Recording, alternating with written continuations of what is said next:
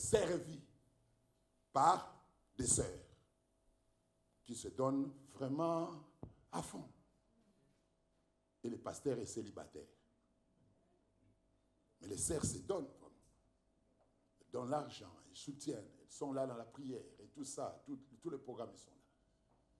Et puis du coup, le pasteur se marie. Dites amen bien.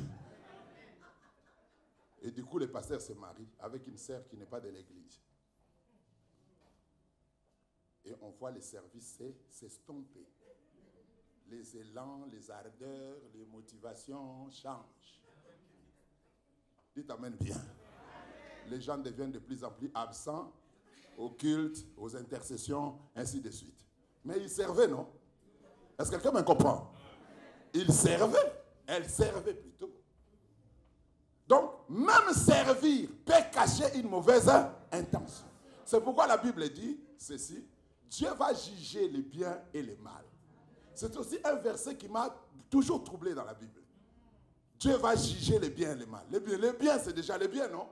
Pourquoi Dieu doit encore les juger? Et j'ai compris que même dans les biens, le mal peut se cacher. Dites amen bien.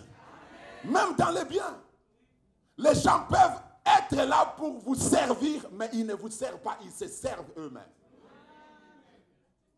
Même dans le ministère, quand les gens servent Dieu, bien-aimés, nous serons surpris peut-être quand le Seigneur reviendra, ce qui n'est pas mon souci ni mon désir, que certaines personnes se retrouvent rejetées par Dieu, et Dieu vous dit, je ne vous ai jamais connu. Vous qui commettez quoi? L'iniquité. Et l'iniquité, c'est quoi? L'iniquité, ce n'est pas un péché manifeste. L'iniquité, c'est un acte mauvais en soi. C'est-à-dire, pendant que tu sers, quelque chose d'autre est dans ton cœur. C'est ce que Jésus disait. Je ne vous ai jamais connu, vous qui commettez l'iniquité. C'est-à-dire, pendant que vous chassez les démons, vous organisez des croisades, des séminaires, et tout ça, vous venez assister à des services comme ça, quelque chose de méchant est dans votre cœur. Peut-être pour influencer les gens. Le Seigneur veut que nous puissions être des vrais serviteurs. Et un vrai serviteur l'est à des niveaux. Je ne dis pas que le côté subjectif ou le côté objectif doit être mauvais ou on doit le négliger. Non, il faut que les deux côtés soient parfaits. Subjectivement, je dois être bien dans mon cœur avant de servir l'autre. Amen. Je sers l'autre vraiment pour qu'il soit bien. Je ne sers pas l'autre pour que je sois bien. Il faut apprendre à contrôler ces choses-là. Quand tu sers, est-ce que c'est pour te satisfaire ou pour satisfaire l'autre? Dites amen bien. Je vais aller vers la fin. Soyons comme Dieu. Prenons Dieu lui-même comme modèle. Regardez le monde. Regardez l'univers. L'univers est d'une beauté que vous ne pouvez pas imaginer. Prenez le temps à regarder des documentaires comme Ushuaïa. Il faut aller regarder là-bas au lieu de traîner dans les téléréalités. Donc, il faut regarder des documentaires comme ça. Science, il y a un truc comme ça, Science, National Geography. L'univers est d'une beauté que vous ne pouvez pas imaginer. Et l'univers, ce n'est pas seulement la Terre où nous vivons. Parce que des fois, on se focalise là.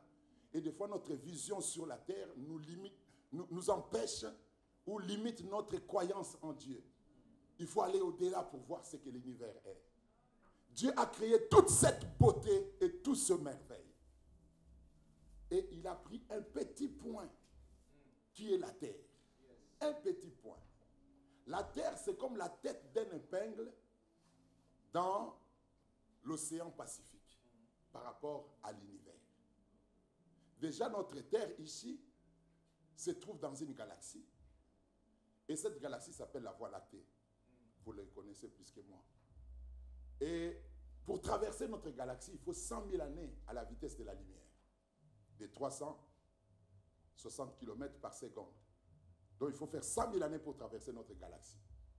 Et puis, il y a des centaines de milliards de galaxies qui ont été créées. Le but de tout ça, c'est pour satisfaire seulement l'homme. L'ensemble de tout ce que Dieu a fait là, pour satisfaire l'homme. Mais retournons maintenant dans les temps où il n'y avait rien. Qu'est-ce que Dieu manquait et qu'il ait poussé à créer l'univers? Qu'est-ce qui lui manquait? Est-ce qu'il manquait quelque chose? Est-ce que Dieu avait-il besoin de quelque chose pour qu'il crée tout ce que nous voyons? Si nous disons, comme nous les prêchons, on les prêchait des temps, Dieu voulait, c'est pourquoi il a créé. Non, Dieu ne voulait rien du tout. Il se suffit de lui-même. Il n'a besoin de personne. Je dis à l'église, Dieu nous aime. Je dis la vérité, en vérité Dieu nous aime. Mais je dis aussi qu'en vérité, Dieu ne nous aime pas. Et ça scandalise les gens. Mais si nous retournons vraiment dans la profondeur de la pensée de Dieu, nous allons voir que Dieu, il n'a besoin de personne. De personne. Mais il a créé l'univers. Il a engendré pour servir un être aussi faible que nous sommes. La nature de Dieu, c'est-à-dire la manifestation de Dieu, c'est de rendre service. Et de rendre service pour rien. Est-ce que quelqu'un me comprend? La nature de Dieu et sa manifestation, c'est de rendre service et rendre service pour rien. Vous devez savoir que même si les hommes ne l'adorent pas, Dieu restera Dieu.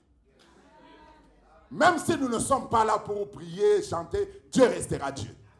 Jésus, c'est une faveur pour nous de l'adorer. C'est un privilège pour toi de l'adorer. Si tu ne l'adores pas, il restera toujours le Seigneur des Seigneurs et le Roi des Rois. Si tu ne le sers pas, il restera Dieu. D'ailleurs, nos adorations sont tellement imparfaites que Dieu l'accepte seulement par la grâce. Est-ce que quelqu'un me comprend? Il accepte seulement pour l'accepter. C'est la grâce. Même Jésus, avant que l'homme n'existe, Jésus était adoré. Avant que les anges n'existent, Jésus était adoré. Il était adoré par qui? La Bible dit ceci. Auquel des anges Dieu a-t-il déjà dit, tu es mon fils et je t'ai engendré aujourd'hui. Mais au fils, il dit, ton trône, ô Dieu, est éternel. Qui est en train de parler là? Qui est en train de parler? Dieu dit au fils, ton trône, ô Dieu, est éternel. C'est-à-dire Jésus est adoré par son Père. Est-ce qu'on comprend très bien? Ça, c'est la dimension de la perfection de l'adoration que Jésus recevait avant que toi tu existes. Adoré par son Père. Adoré par la divinité. Quel service que tu vas rendre à Jésus qui soit plus grand que le service du Saint-Esprit? Jésus dit, lorsque l'Esprit viendra, il rendra témoignage de moi. Il ne parlera pas de lui-même. Il parlera de moi. Il me glorifiera. Toi, tu es comme le Saint-Esprit. Alléluia. Tu n'égales pas le Saint-Esprit. Regarde la qualité du service dont Jésus est bénéficiaire sans toi. Donc si tu es ministre, tu es serviteur, tu es là, c'est une grâce. Dites amen bien. Parler de lui comme ça, c'est une grâce. Parce que rien ne va changer en Jésus si Abraham décide de ne plus jamais prêcher.